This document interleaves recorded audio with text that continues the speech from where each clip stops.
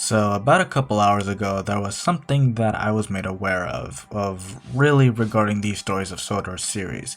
If you haven't checked Victor Tanzig's community tab, then here's the summary of what's going on. In a nutshell, Victor Tanzig's Patreon episodes has been leaked by someone named Victor Tanzig Patreon Leaks. Now, you might be wondering, how on earth did this happen? And to that, it's pretty intriguing. See, the person who uploaded them used a screen recording app called X Recorder. This app that I'm very familiar with as I have used it before. The only thing about this screen recorder app is that it does have a watermark, and of course in the leaked episode you can see that, well, it has a watermark, an X Recorder watermark. And then we have the leaker's reasoning. This video is sort of more or less of a debunking of his community posts, because when I read them, I honestly just think that this person is trolling. So let's go through his quote-unquote reasons for why he leaked the episodes of, I think it was Training, Experiment, and Munitions, or Revenge. I'm not too sure which episodes he leaked exactly. All I know for sure is that he definitely did leak Training. So here we go. Let's see this Bozo's post. Point number 1 is just a joke. It really just is. There's nothing to say about it.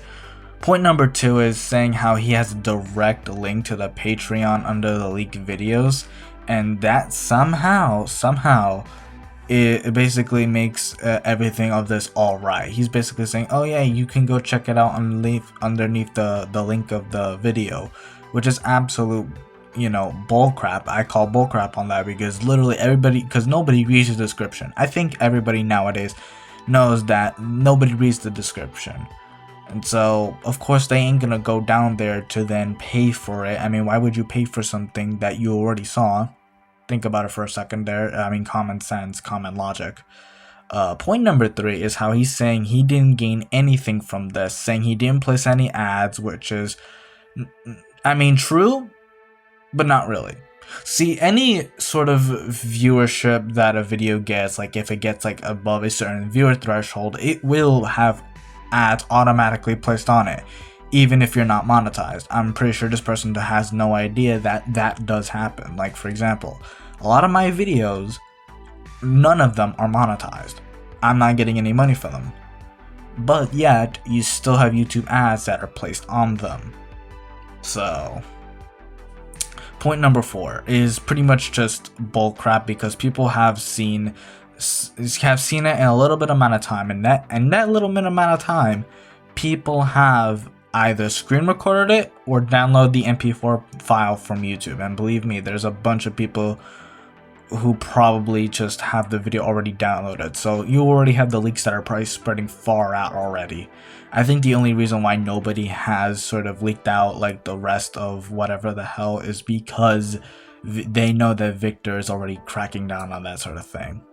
Point number 5 alone inspired me to make this video, because he says that only 6,000 people have watched the leaks and says it's not a big deal. Now, for those really in the know, or how, they know how YouTube works, this is absolute nonsense.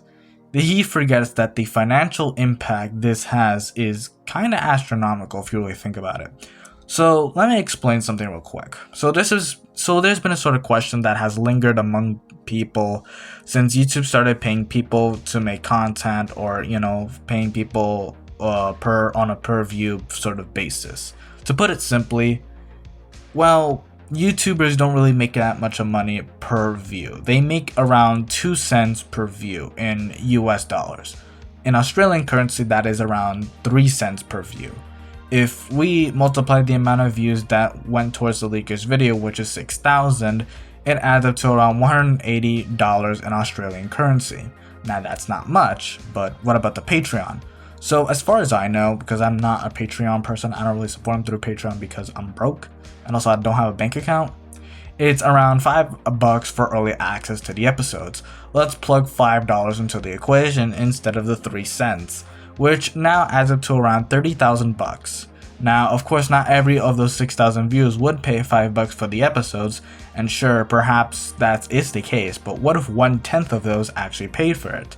That would be around, estimating, sort of doing the maths, it would be around $600.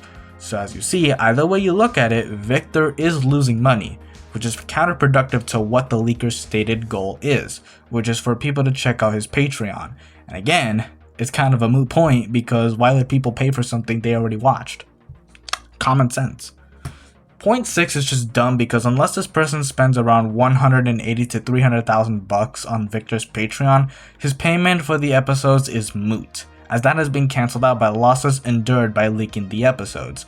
Also, people mainly pay for the early access to episodes and not the shorts or strips. Make sure, and that's the hard truth, but ultimately people aren't going to go to his Patreon simply for the shorts or the snippets. They're going, or the strips, or whatever the hell they're called. They're going for the early access to the episodes. And now we move on to his sort of critique for the season within his post, his community post, whatnot.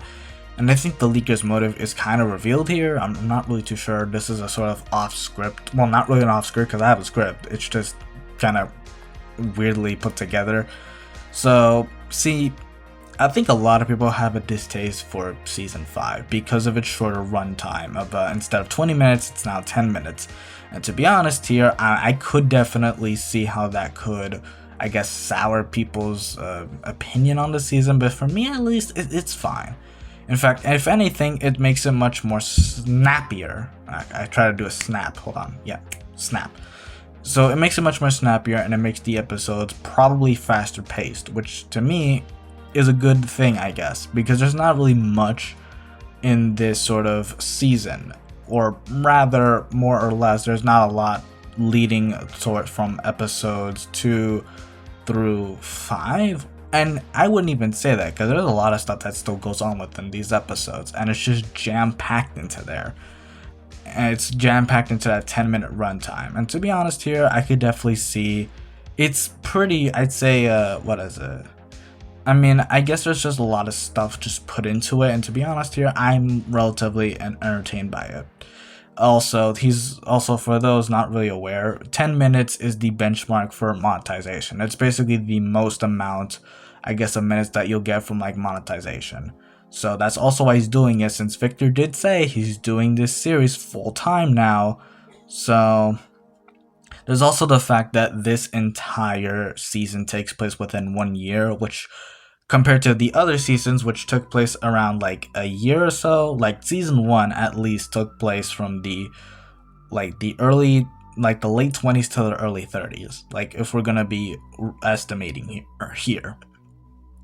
So, and also really all the reasons that he's listed for, leaking it or justifying his leaks are absolute just nonsense. They are absolute nonsense.